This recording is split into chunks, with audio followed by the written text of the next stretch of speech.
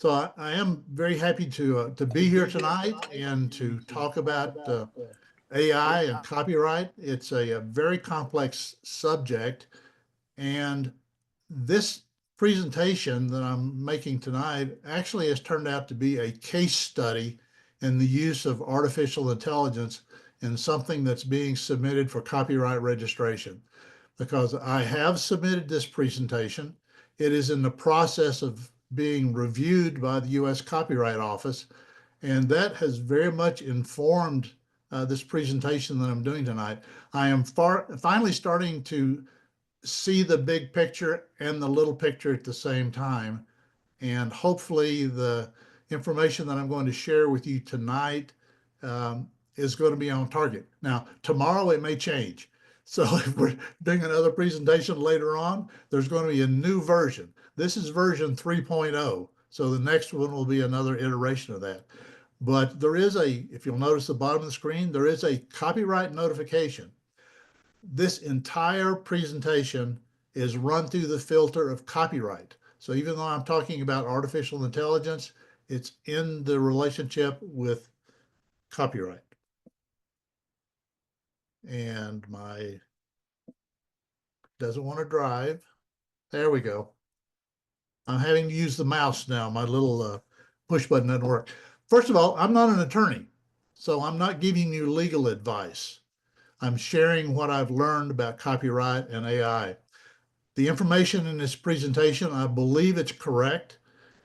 And the purpose here is to contribute to a new phrase I've picked up, copyright literacy. And that's what we're trying to achieve here is literacy and not expertise by any means. So this is not intended as legal advice. If you need legal advice, talk to an attorney. That's what I do. When I don't understand some aspect of copyright, I have attorneys that I contact. And I've also had attorneys as clients because they didn't deal with copyright and the nitty-gritty of getting permission. This is a little bit of context for this presentation. There is a need for a philosophical discussion about AI and its effects on everything that's taking place. Paul and I have had some sidebars about that in getting ready to tonight's presentation. But this presentation is not that. I'm presenting as best I understand the facts associated with how AI and copyright interface. So this is an examination of possibilities and challenges. Let me acknowledge that I used AI, and I'm going to show you in great detail how I used AI in preparing this presentation. So these are the 4 platforms that I used. Google AI, which anytime you do a Google search, or a lot of times when you do a Google search, you're going to see a Google AI response. ChatGPT, Perplexity is my go-to AI platform, and I use Canva for 1 or 2 of the images that are in here. Here is a key concept to grasp. There are 2 aspects. Think of them as forks in the road. One of them is called AI generated content, and the other is AI assisted content. This makes all the difference in the world between what's going to be copyrightable and what is maybe not going to be copyrightable. AI generated content generally is not copyrightable. And I'm going to flag these as we go through the presentation. Each and every slide has notations about either AI generated or AI assisted content. I'm trying to drive home this point. This has taken me 4 months to get this through my thick skull. And when it finally did, it was one of those aha epiphany moments, if you will. The other one is AI assisted content, and that's what may be copyrightable. And that's what's going to be copyrightable in this PowerPoint presentation. In the upper right-hand side of your screen, you'll see an image that I actually had created by ChatGPT, and that is an AI-generated image. It is not copyrightable. There was very little human involvement in that. I simply typed in a prompt, and it spit that out. And I'm going to demonstrate that several places throughout. in the last one, the copyright assisted content, copyrightability is determined on a case-by-case basis, and the U.S. Copyright Office is reinforcing that daily. It's based on the amount of human contributions that were made rather than just purely the machine-driven inputs. But there has to be human involvement in terms of making the final output. Here are ways that I actually used AI in creating this presentation.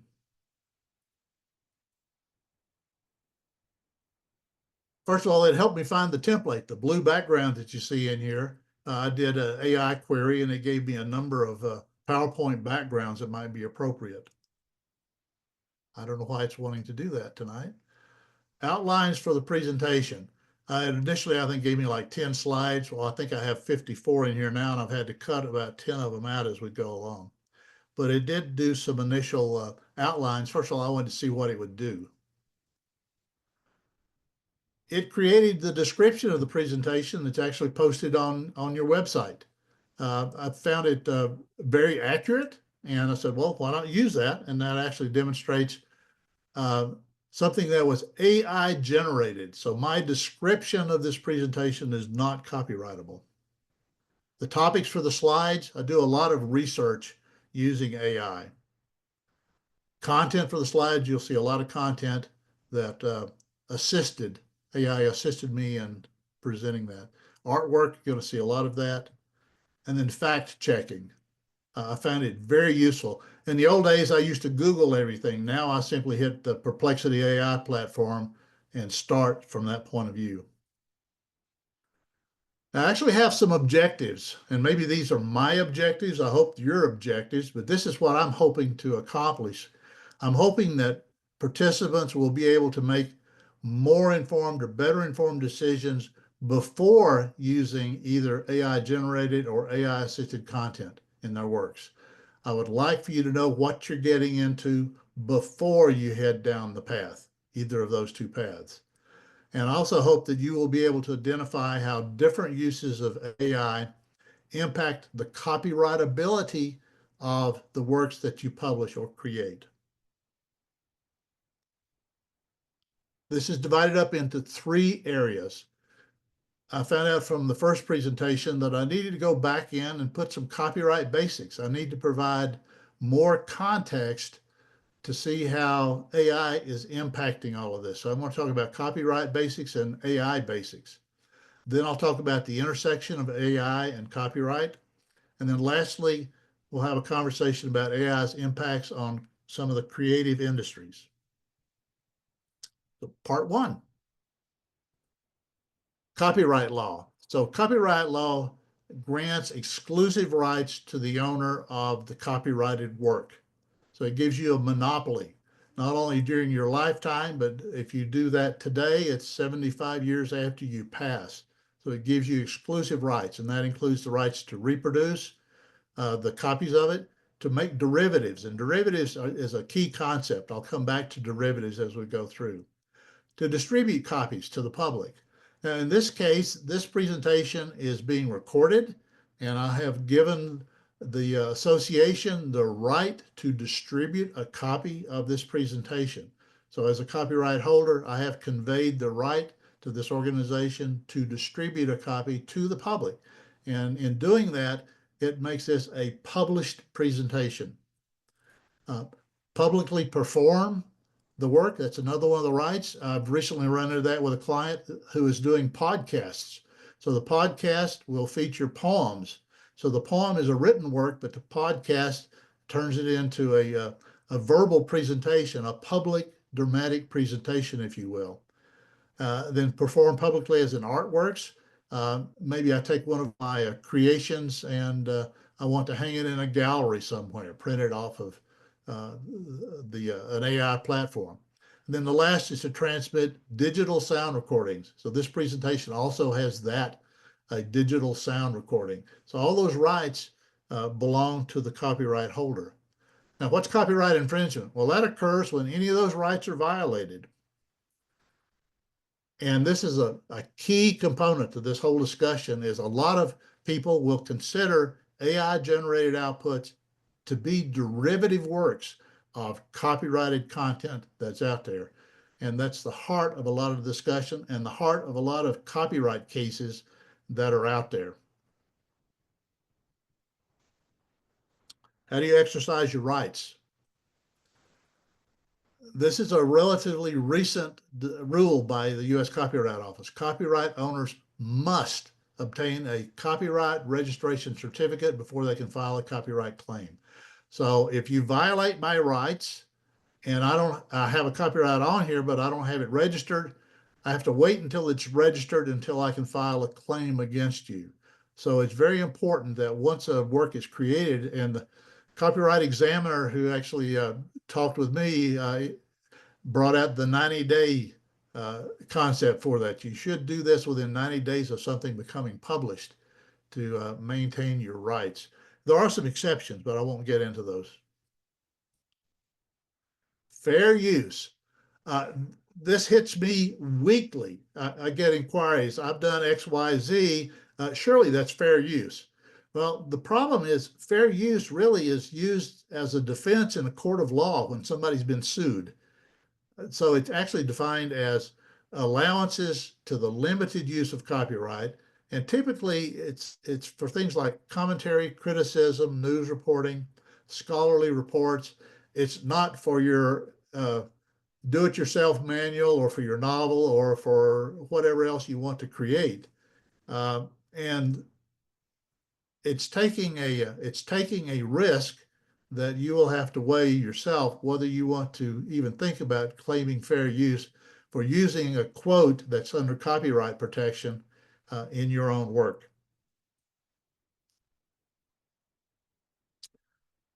Still today, courts are weighing 4 factors for that, and these are going to be coming into play very heavily in the lawsuits that are already in place against AI platforms that are using other people's content to train their platforms. So the first is the purpose and the character of the use. And I've got asterisk by there.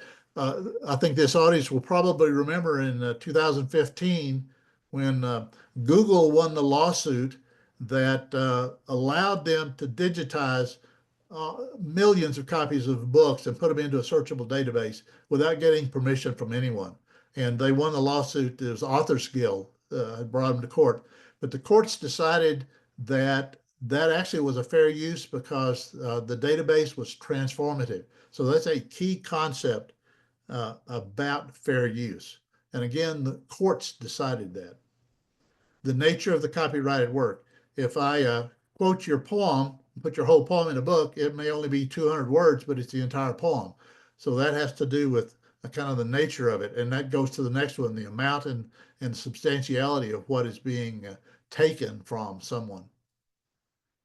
And the last one is the effect on the market. And there's actually a court case that was just decided, and it's one of the first AI cases to be decided. The asterisk at the bottom, it's a Reuters versus Ross, and it was decided in February, just a few weeks ago. The court rejected a fair use claim by the AI platform. In this case, it's pretty clear. The AI platform actually scraped all the news information from Reuters and was trying to come up with a competitive business. So it really got at this last one about the effect on the market. Now, the court cases were sufficient that it actually drove Ross Intelligence out of business. So they are a bankrupt, non-existent company now, but the court still continued and ruled against them. Public domain. This is my favorite chart. I use this with every client that I get because you have to figure out when a copyrighted work went into the public domain if it was ever actually copyrighted. So I refer to this often. So this is one of the charts that you may look for. It's also available. Cornell has it, and that's where I pick it up. Right now, there's a moving target. So things before 1929 in the United States are in the public domain. After that, it's muddy. You have to look at the conditions in terms of whether it's in public domain. But if an AI platform scrapes things that are in the public domain and uses it, that's fair game, as is it for you. You can take a fair anything in the public domain and use that as well. Now, what does generative AI do? Well, it creates content. There's all kinds of AI, but I'm only talking about generative AI because it creates content. All this other things, all the other kinds of AI platforms, I'm not getting into at all because they're not relevant to publishing at this point in time, or at least as far as I understand. Well, text, obviously, that's the first thing that we talk about. Images, you'll see a lot of those. Audio, the a presentation I sat in Saturday, a person was generating the voices of people who are deceased. Marilyn Monroe, he had an interview with Marilyn Monroe, and the AI platform created, reproduced the voice of Marilyn Monroe. There are there is a whole guide that I'll show you in a minute that deals with that issue. Video production, they actually produce video, and then computer code, and that's one place where AI really excels, as I understand it. Here are some possible uses in AI, some of which will not get you into trouble, some of which may. Brainstorming and generating ideas. That's a really good way to use that, is to uh, help it think outside the box, if you will, or maybe it's thinking inside the server. Research and fact checking. I use that daily. Uh, Generating drafts, summaries, and outlines is another way that you could use AI. Make content more engaging, the audience targeting. That really gets into the writing skills, and I don't deal with the writing aspect of that, but writing coaches and everything else, that's an area that they're getting into, and the presentation I attended Saturday was all about that. Marketing strategies. You produce marketing materials using AI. You're not going to copyright it. You don't have to worry about whether it's AI generated or AI assisted because you're not worrying about getting a copyright. And then editing of all different kinds. Lastly, it might suggest social media strategies and content that you could use on social media. If you're not worried about copywriting what you're putting out on social media, that's not an issue for you. All right, this is the hard part to explain. How does this work? If you don't understand it, it may as well be magic. Well, I'm trying to see if I can remove some of the magic from this, but I have to admit, a lot of it's still magic to me as well. The first piece of this is the training phase, and that's the next big issue that's coming out of the U.S. Copyright Office, is the whole idea about training. All right, so what happens is they gather massive data sets. For example, everything on the internet has been scraped. So these data sets are managed in server farms. And one of the things I heard recently, I think it was 6 Mile Island, where they were talking about reopening the nuclear power plant to provide enough power to serve a server farm for AI. So if you think about it, these things take huge amounts of energy and cooling to operate, but it's massive data sets. And then they clean, format, and pre-process that data, and that's where the magic starts for me. Is I don't quite understand how that does. Mentally, my concept is they feed everything into a great big wood chipper, and then it all comes out the other end and somehow gets categorized. But I'm clueless in terms of how the algorithms do that. So for me, that's still magic right now. Then they analyze those and are looking for patterns, distributions, relationships, and structures. And I've got a couple of images that I've created where I'll try to put a handle on that a little bit. The training on the text, or where do they get their training data? Books, excerpts, full text. There's one, LibGen, I think, is the one that's the guilty party. I think they have something like 6 million items that have been scanned with or without permission, and people are accessing that. So you have to be very careful about where they're getting their content. Websites, think of every website that exists out there has been scraped, and that information is sitting on servers all over the place, including your blog. So if you have a blog out there, it's been digitized and it's sitting in these server farms. And I'm going to talk about websites in just a minute. Social media, okay, your Facebook, fair game, Twitter, all those kind of things. Again, it's sitting on the internet and it's digitized. News articles, that was the one about Reuters versus Ross. The news article, the information is out there. Academic research papers, scientific journals, publications, forums, message boards. One of the things I've learned to do early is that, and the reason why I like Perplexity is it gives you the sources. So I checked the sources, and I was looking for something. I was trying to find the going rate for accountants, and I got the information back, and I looked at the one of the sources, and I don't remember the details, but it's like Bubba's Bait Shop in Biloxi, Mississippi, a chat group that they had. Well, I don't want to make any decisions about paying an accountant based on a chat group with Bubba's Bait Shop down in Biloxi. So consider the source as you go through. Always consider the source, as you should consider the source of tonight's presentation. And then public domain, again, millions of documents out there in the public domain, and all that's been pulled into these platforms. Now, if you look at the bottom of your screen, you will see I have a little note there. AI assisted by Perplexity AI. So Perplexity helped me identify those topics, if you will, and helped me do the fact checking and all that. So in terms of copyrightability, I'll have to wait and see if the Copyright Office decides that is copyrightable or not. And they will make that decision on a case-by-case basis. Here's a website example that's up close and personal. So I went into Perplexity and I typed in, you see where the arrow is, write content for a homepage describing copyright clearance, consulting, and services. I was trying to find out who the competition was. Well, there I am. So in the first 4 items that they cited is my website. And you can see descriptions down below. But then there are the sources. So out of the top 5, we had 3, our web pages had 3 of the top 5 positions. Now, considering, how do I feel about it? Considering that every website in the world has been scraped and I show up in the top 3 on that query, I felt pretty good about that. You know, I've got some exposure, I got some visibility. Had they actually quoted our website though, I don't think I'd have felt quite as happy. So I did check, and they did not quote anything that appears on our website. I like the output so much that I actually modified the format of our website now with bullet points, because that's how they summarize the search on my website. Training on image data. All right, where do they get all the images?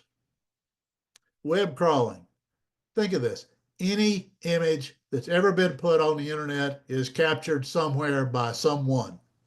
Every image, your vacation in Florida, whatever, has been captured. User-generated, Getty Images is using its own services to train its own platform, if you will. Things like Adobe. Adobe was mentioned earlier, I think maybe in the chat before the session. Adobe stock images, Adobe Firefly is using Adobe stock to train its own AI platform. Public domain, Library of Congress has millions of images. And one of the ones, Getty Images has a lot of images that are actually from the Library of Congress. Creative Commons. If you put it in Creative Commons, put it in Wikimedia. If you think about all the images that are in Wikimedia, all those have been captured. And then open licenses, there's a couple of things like Unsplash and the other one that's listed in there. And that's just a few of the sources that are out there. Now, again, at the bottom of your screen, you'll see that all this list was assisted by both ChatGPT and Perplexity. This one's a fun one. So I put in a simple little prompt, and I'm going to talk about prompts quite a bit because that's your interface with the AI platform. I simply typed in, give me a picture of Vermont apple cider donuts. And that's what ChatGPT created. Now, I can't tell, does that look like a photograph to you? Well, there's some things that you can pick up. So if you look at the prompt words, I put in picture, okay, it's a picture, Vermont, and I'm guessing the leaves are there representing Vermont maybe. Apple cider, so there's apples, and then there's a glass of cider, and then there's donuts. So if you think about how many pictures of apples are there out there on the internet, there's got to be gazillions of them. And somehow chat went out and it grabbed 4 apples in a little basketful. Now, one thing I noticed peculiar in this, and you'll find lots of oddities in AI generated images. I've had people say they did something and the person had 3 arms. And I'll show one in just a minute where it puts in some strange things. But I noticed that it was a small, medium, and large apple, and they all seem to be of different varieties. But the apple slice in the bottom right-hand corner of that drawing looks like a graphic to me rather than a sliced apple. So again, that's kind of an unusual thing. And the donuts seem like they're kind of floaty in the air. The last thing that's kind of a bogey in that picture is if you look at the jug in the center top, it says Vermont AP Balloon cider donuts. So you can see that it started to type in the word apple and didn't quite get it all there. So if you're generating AI images, you've got to check all the details that are in there and see what it's actually giving you. And then this one, Perplexity does not give you images. So this is a result, though, of that same prompt that I put in there.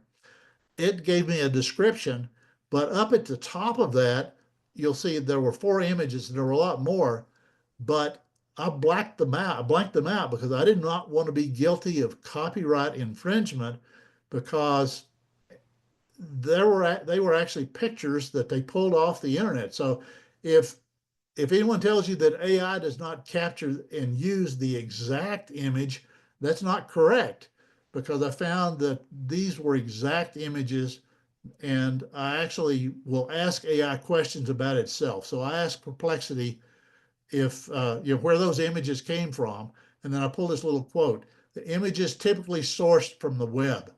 So it actually found the photographs that I blacked out, and it fed those actual photographs back to me. And in my interpretation, I think anyone else's interpretation, that's copyright infringement. It used someone else's images without permission. Now, if the images were not copyright protected, then again, the owner chose to do that and not the AI platform itself. How does AI work? Well, this is the second piece. The first was the training part. So you enter a prompt, and I've used a prompt multiple times here already. They're both positive and negative prompts that are out there, and I'll talk about those in pretty good detail. AI generate, and I put it new in quotes, they generate content. And it may be new, it's different, it's whatever, it's a compilation, it's whatever, but AI will generate the content. Then you can follow up with and prompts. That's the slogan of the phrase, or the jargon. I guess jargon's a better word. And prompts, you can dive much deeper. So you do a query of the prompt, and it'll generate something, and then you can ask it a follow-up prompt, and it keeps the thread, and you can keep going down and down and down and down into the discussion as deeply as you want to go with these and prompts. It's very useful. I do that all the time. AI prompts. So the definition is it's the optimized input that elicits a response from the AI platform. So you have to be very specific. You provide a context for what you want it to output for you. You define the task that you want it to do. You provide clear instructions. You can even target an audience if you wanted to. You can tell it what not to include. So I could go back to that ChatGPT with the apple thing, and I tell it, don't include any sliced apples in this image, and generate the same image, and it should take out the sliced apple. And then again, you can refine with and prompts. This one document that I copied came out of the U.S. Copyright Office in a document that I'll show you in just a few minutes, and it wanted to illustrate how prompts were done. So the AI prompt was written by the U.S. Copyright Office. That's the most detailed prompt I've ever seen. If you look down through the detail, I'll talk about a couple of them. They wanted a professional photograph of a bespectacled cat in a robe reading a Sunday paper, smoking a pipe. And then it goes on and on and on and on with detail down through there. So you can see that there's a source note on there. It's Part 2 copyrightability document that came out just a few months ago. Well, look at the picture. cat looks pretty reasonable. The glass is a pipe. And look at my little arrow pointing down there. Okay, the AI platform gave that cat a human hand. So there are mistakes that this thing, everything other than that looks pretty doggone good, but I was looking for a paw there instead. And as I say, the Copyright Office published this image to illustrate a point they were trying to make. Hallucinations. Uh, by the end of tonight, you may think I'm having a lot of those as well, but the phrases actually use AI hallucinations, if you will. So what is it? It's false information that sounds plausible. Well, everything I've said so far probably sounds plausible, but you're not sure whether I'm hallucinating yet or not. What could be caused by it? Well, not enough training data. So if they don't have enough raw material in there, they're not going to come out with reliable outputs. They can make incorrect assumptions, and that has to do a lot with the algorithms and the programming and everything else built into the AI platform. This last one I get a kick out of. The AI model lacks real-world understanding. I'm wondering how they're ever going to get that, unless they're already walking around on the streets and we don't know it. So, yeah, how are they going to get real world understanding? I'm not sure on that one. I might take a pass on that one. But there are biases that get built into this. So if you think about biases, do you want biases in what you're finding? So what are some of these biases? Well, racial bias. So I've had to ask it to change the racial composition of outputs, for example, to make it more diverse. Gender bias. I tried to get an image drawn of a copyright detective, and I did it multiple times, and every one of them came back a male. I couldn't find a female copyright detective, if you will, from the AI platform that I was using. Age bias. Well, I want to see some graybeards in the stuff that I get. I don't want to see all these young pups that are out there. So I might tell it, make sure you have people that are exhibiting salt and pepper beards, like Paul and I. Ability biases, another type. Cultural and linguistic biases, socioeconomic, religious. So basically, any kind of bias that exists that's ever been written and digitized gets fed into these AI platforms. It's there. You've got to watch for it. Now, here's the other thing. I love this slide. So I know that this is a serious topic, but I have to lighten it up a little bit every now and then. This is a nice phrase. Just because you can do something doesn't mean you should. Bear that in mind. That's a cardinal rule. Just because you can use AI doesn't mean you should use AI. So I wrote this prompt, and I wrote it in Perplexity. Write a children's picture book about a tomato named Tommy who comes of age. And I've actually written one of these books, and I want to see, okay, I haven't published it, but I want to see what AI did with it.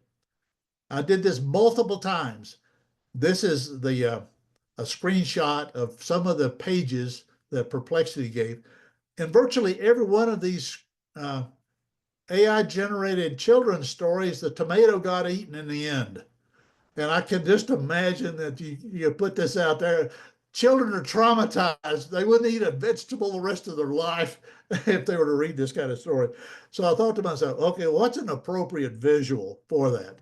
So I wrote this prompt: create an image for a children's book with vegetables, including a round tomato with faces, in a salad bowl screaming in terror at the thought of being eaten. And there's the image that it generated. So anyway, I thought that was very apropos. Reads like a Grimm's fairy tale. Part 2, the intersection of copyright and AI. Oh boy.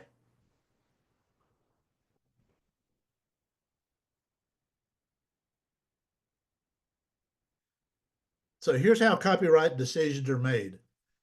Congress will pass copyright laws, and there's a ton of them. That's why that the public domain duration chart I gave you had 5 or 6 lines because of the different copyright laws change the rules in terms of how and when things are copyrighted. So Congress passes the law, the president signs it into law. Then the U.S. Copyright Office actually administers those laws. So they do it through copyright registration, which I'm in the middle of, and then they record it. They also write the policies, rulemaking, and the regulations associated with that. and then they give advice to Congress. So if they advise Congress, and Congress may come back, pass a law, make an amendment or whatever, then we go into a little loop right there between the two. Well, this also happens. People sue because they don't like the decision. So the courts actually make decisions on the decisions of the U.S. Copyright Office. If it gets taken all the way to the Supreme Court, they make the final decision. Then it goes back either to Congress or it goes back to the U.S. Copyright Office.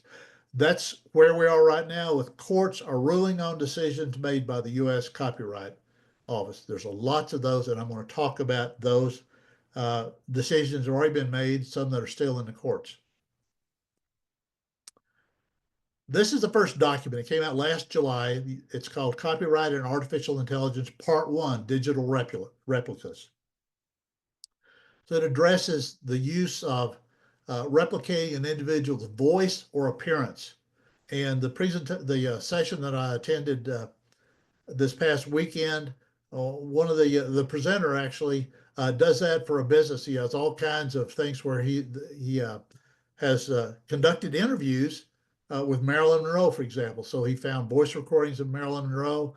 He got an AI platform to replicate her voice, and then he interviewed her and she responded with that voice. And he used another AI platform to create images of her based on photographs that are out there. So that's that one came out last July.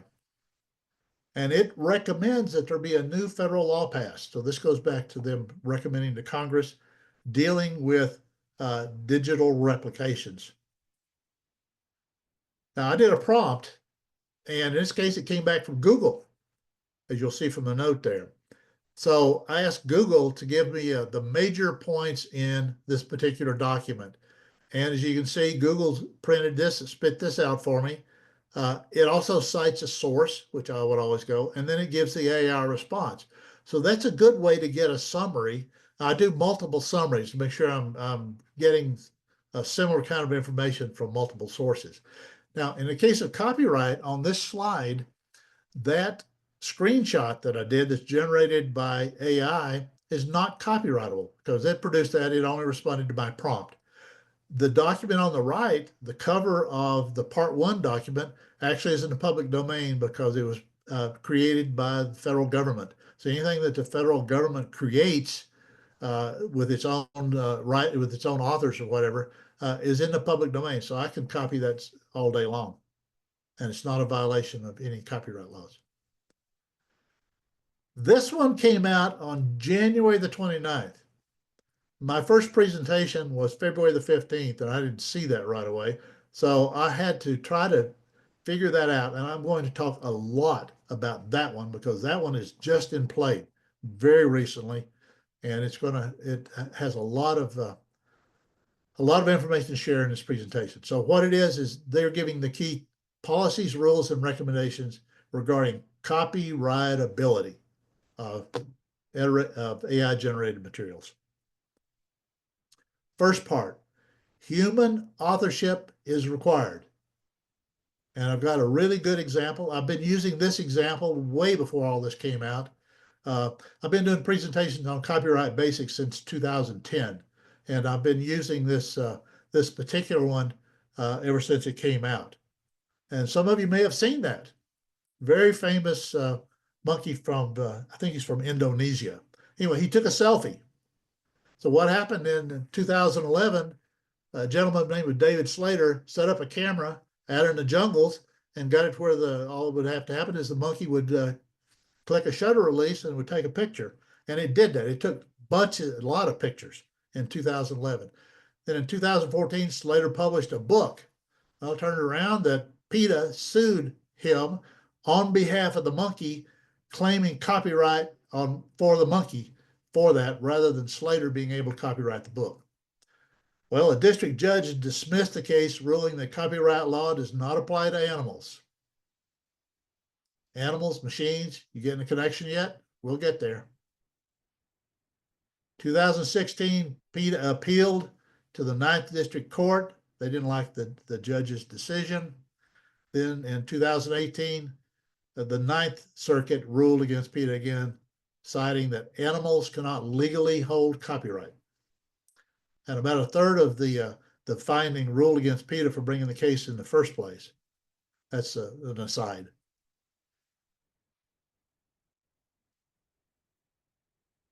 Second item, and this is a key. That's a key to my case study here.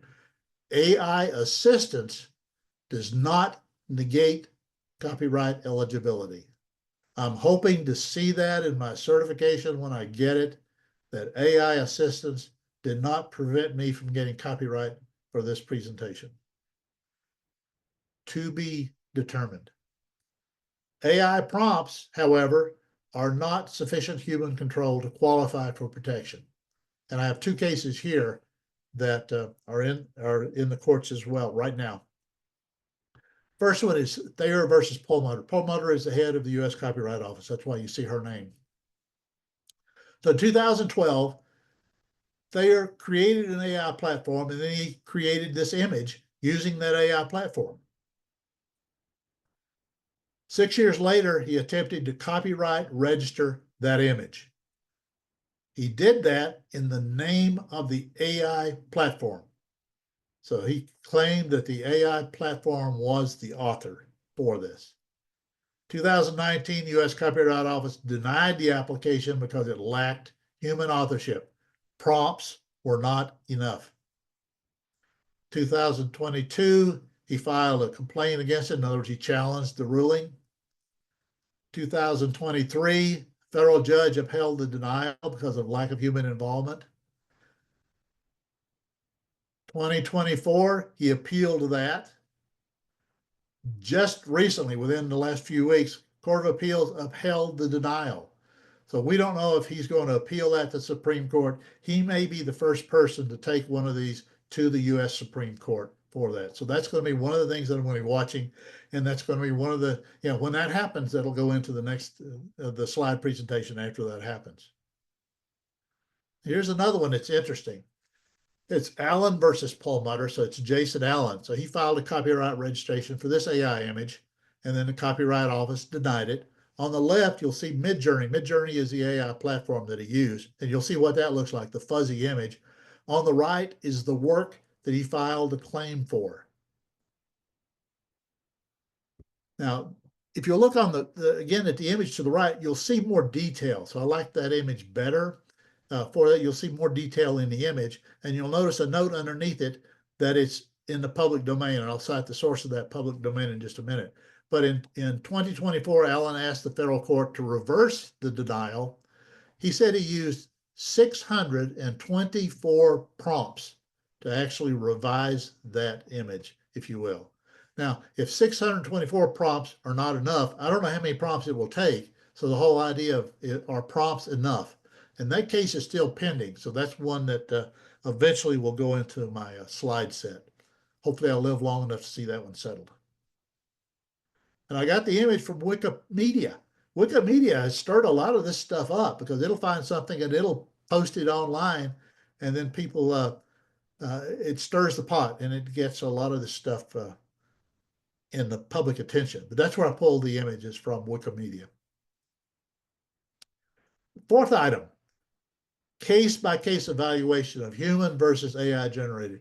And I hit that heavily when I filed this application. I'm going to talk about two of those, but let me digress for just a second. So when I filed the application, the online form has places in there where you have to disclose the use of AI. And I submitted it. I actually went back and made an amendment because I wasn't sure if I used the right language that they wanted. In a couple of weeks, I started getting emails from the U.S. Copyright Office examiner asking me questions. And one was like 2 pages long. I mean, 2 typed, single-spaced, tight margins, the whole 9 yards, trying to get information. So eventually, he finally said, we need to talk. Okay, that kind of just made the hair on the back of my neck go up. We need to talk. So I spent approximately 2 hours talking and doing a Zoom with the examiner from the U.S. Copyright Office. And what I've eventually been able to sort out, including this weekend when I had the epiphany, he was trying to pull the information out of me in terms of how I actually used AI in there, because I did not have the vocabulary to actually describe it in the amount of space that's provided on the U.S. Copyright Office submission forms. So he was trying to sort this out for himself. And eventually we got down to looking at slide by slide, and I gave him examples, just like what I'm doing for you tonight, on what I used AI for and how I used it and what the outcome was. So I didn't have the language then to tell him this was AI assisted. What I told him is I use this for fact checking, for example, and then he used the right interpretation. So I have not yet found the language written anywhere that needs to be used to submit these, but hopefully all that's coming out in the revisions to the U.S. Copyright Office submission that's in the works now. So I'm looking forward to that process. But there's 3 examples that I want to show. First one is by Kashtanova. Chris wrote this book back and filed for copyright registration in 22. And you see the book to the right-hand side. It has illustrations. It's a graphic novel. So all the illustrations inside, again, were all created using AI. The cover is created using AI, and the interior graphics were created by using AI. So initially, the Copyright Office gave her a copyright registration, and then they saw all the news that came out about that, and they did a timeout do-over. So in October, just a month later, they canceled her registration because the use of AI was not clearly cited. Well, if you look in the upper left-hand corner of her book cover, it has her last name and then it has Midjourney. Well, Midjourney is the AI platform. So she gave joint credit authorship to AI, but the U.S. Copyright Office said that's not enough. So they actually came out later with rules and clarification. It says applicants have a duty to disclose the inclusion of AI-generated content in a work submitted for registration. If you don't remember anything else tonight, remember that phrase. Applicants have a duty to disclose the inclusion of AI-generated content in a work submitted for registration. Stop. Do not pass go, whatever. That's an obligation that we all have now, and that's one I'm trying to sort out myself.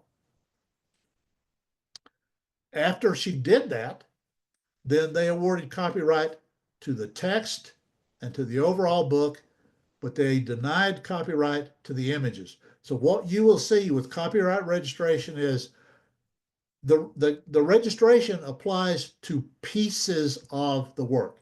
So if you think about a book, if you quote someone in your book, or you have a picture that's copyright protected and you get permission and you put that in your book, when you get copyright registration for your book, it actually technically does not include the copyright registration for those other items.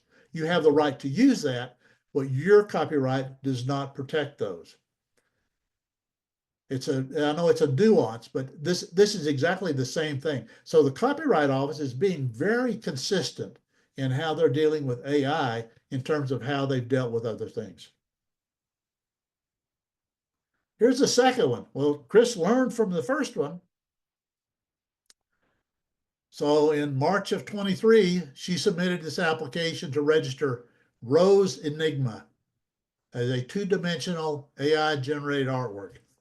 Now you'll see this on the right-hand side, and please look underneath that. Rose Enigma, copyrighted 2024, image used with permission.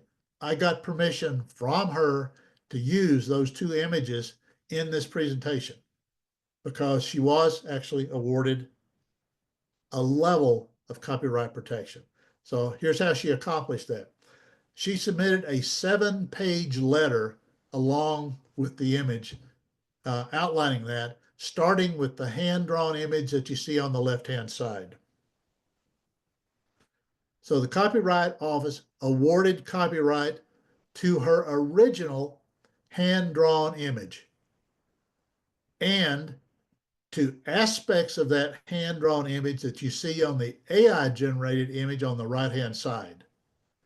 Now, if you were to want to use the image on the right-hand side that has the human-looking face and lips, she actually caused those to be put in there by prompts that she wrote into the AI platform. So her copyrightability of that right-hand image only goes as far as it replicates the drawing that she did originally. So there are lots of nuances in terms of what's protected and what is not protected in a copyright. Now here's a new one. And I shared this with a couple of people a little bit late before the presentation, a week or so ago, because to me it is fascinating. So this just happened at the end of January. So Copyright Office awarded a copyright for the selection, coordination, and arrangement of the components of a composite image created entirely using AI-generated materials. This is a first. This is a landmark decision that they made. This is it, a single piece of American cheese.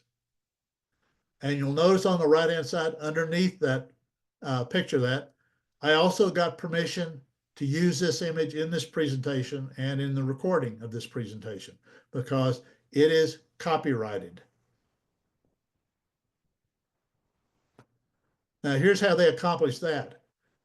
The gentleman that's mentioned in the top, Kent, is actually the CEO of Invoke, which is the AI platform for that. And he created this image as a test case, if you will, about the copyrightability of images created using generative AI. He did a full demonstration when he first started this. On the very first keystroke of creating this image, he recorded it. And he submitted a video of the full demonstration of his creation to the U.S. Copyright Office. There is an address below that in yellow where you can actually see that full demo. Now they sped it up, but to me, it's fascinating to watch what goes on. And the best way I can describe that, if you've ever used any kind of a image generation software, help me out, Paul. What's what you use? What's the one that you use? Oh, like Dolly or Night Cafe or something? No, the one where you're doing it, man. I just had a senior moment. I just went blank. Anyway, so if you're using a tool to paint, for example, you're drawing lines in a drawing or anything else. So this particular AI platform, if you can imagine having a painting tool that can paint liquid cheese.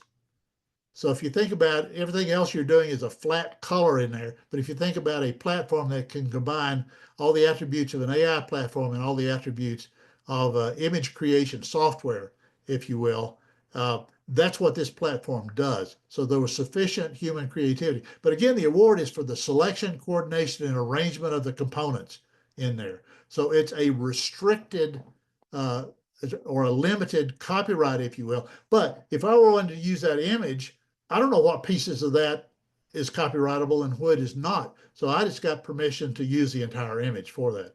So that was, to me, the safer side of being able to do this. But this is the beginning of opening things up with that particular AI platform. That's my prediction anyway.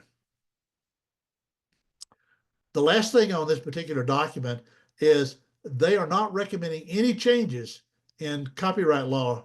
They think the mechanism that they have already in place is sufficient. And they are modifying and they are clarifying the rules and regs, if you will, to go through. Part 3, impacts on the creative industries. So the first consideration is what's the ease of generation? And the details in the prompt greatly matter. So here's one that I created. Create a stylized black and white abstract illusion, including a man playing a saxophone with a face subtly included. And that's what ChatGPT created. Spit that out. Then I changed it a little bit and I changed the word colorized and it printed that image. Okay, kind of interesting image. Not what I was looking for, but interesting images. Now, how much creativity went into writing the prompt? Not very much. You saw what I wrote, it's one sentence. So should I be awarded copyright based on one sentence that I wrote telling a machine to do something? How much time did it take? It took less than a minute to create that image. And what did it cost me? 0. I used the free version of ChatGPT. What are some of the issues? It can be difficult to get what you want. On those images, I didn't get what I was looking for. I was looking for a silhouette and didn't get it. But it can be difficult to get it to produce what you're wanting it to do. There is the issue of a loss of income and credit for artists, illustrators, designers, anyone working in the creative arts. They're impacted by all of this. And that's a philosophical part that I'm not going to wade into, but it's a real issue and it's a real concern. And I hear that real issue and I hear that real concern. Creativity and originality can suffer. I've heard people complaining about books that were generated by AI. It's just the same cookie cutter or whatever that's coming out, and not a lot of creativity in what's being generated. Derivatives, you've heard me say that word 2 or 3 times. AI platforms are trained using existing content. They found those apples somewhere. They found those donuts. They found something that looks like cider. They got the wood texture, the leaves. All that was found somewhere else. Aspects of the image incorporated. So they had to come up with something that looks like an apple somehow. And they started from somewhere, and it was something they took from somewhere else. And artists and illustrators can view that as infringement. So if I created something and I saw an aspect of that and something that AI spit out, I would consider that infringement. If they didn't credit me, I didn't consider that plagiarism as well. So it's a double-edged sword there. Now, I ask AI about itself a lot. So I asked AI, there was an and prompt, what images did you use to create this image? And basically it was said that it was created combining patterns and elements for that it did not copy an image anywhere. I have not asked AI if it lies. I'm tempted to do that. I ask my Alexa, I closed the door so she wouldn't hear me. I ask Alexa all the time if she's an AI platform, and she won't answer me. Neither will Siri. So they're denying their AI background. All right, now we're going to talk about commerce versus creativity and art. I took this picture back. I pulled these carrots out of the ground and I plugged that image into ChatGPT and I said, this is my prompt, create an oil painting of the attachment in the style of Vincent van Gogh. Seems simple enough. Now, the U.S. Copyright Office, he saw that slide in my slide deck and he asked me, where'd that come from? And I said, I took that photograph. He said, oh, we can copyright that in your copyright submission. So my carrot photograph is receiving a copyright. If nothing else in this whole presentation gets copyrighted, my picture of carrots may get a copyright designation. And I'm claiming the copyright at the bottom underneath the panel because I did it personally. And there's what it generated. Well, it took elements. It certainly has carrots. It has a hand. It has a sleeve. It has a stone wall. It has the grass, the garden, and everything else. Not in my wildest dreams could I paint that because I'm not a painter, first of all. But, that took about a minute and a half, 2 minutes to create. And I don't know about you, I kind of like it. But it's not copyrightable. Audio. AI, Apple announced recently that they have a digital narration tool now that's available in audiobooks. So that could represent a significant shift in how audiobook production is actually done. But people who are in that business really have to watch this. Back in December, Apple had 2 American voices. They had a male and female voice. They have also 3 other languages that this is available in. Now, what's new? New in 2025. So back in October, Penguin Random House and 10,000 other creators came out with a condemnation, and they're calling it the Do Not Train movement. And Penguin Random House now has a Do Not Train statement on its copyright pages, trying to block AI platforms from scanning and using books that they actually produce. And this is the kind of statement that might be in there. Do not train. No part of this book may be used, reproduced in any manner for the purpose of training artificial intelligence technologies or systems. So they're trying to stop it. Now, I asked a question of Perplexity that had involved a copyright statement, and I got this note back from them. I found it interesting. I apologize, I cannot rewrite or reproduce the provided sentence. So the copyright notification blocked Perplexity from actually responding to that question. I was encouraged by that when I saw that come down. So they did recognize the copyright notice. Now, this is the next thing that's coming out, and there's no cover because it's not out yet. This deals with training AI models. So it's looking at the legal implications of training AI models using copyrighted works. This is where it's really going to hit the fan, is my guess. And there is my guess, is this whole thing is going to set up precedents for lawsuits. It was supposed to have come out in the first quarter of this year. We're already past that first quarter. So the prediction is that it'll come out sometime in late 2025, dealing with this whole thing about training AI models. Now, this is what's already in the pipe. As of April the 1st, and it's not an April Fool's joke, there were 39 open AI copyright lawsuits. And they were looking at things like copyright infringement, trademark infringement, false advertising, unfair competition, rights of privacy, and DMCA violations. So there are lots of open lawsuits, and as those get resolved or work their way through the courts, they will find their way into new slide decks as I go forward. So that's all for now. I thank everyone for listening, and I look forward to the continued dialogue as we go through. My contact information and our website is down at the bottom, and I'm going to pause for just a moment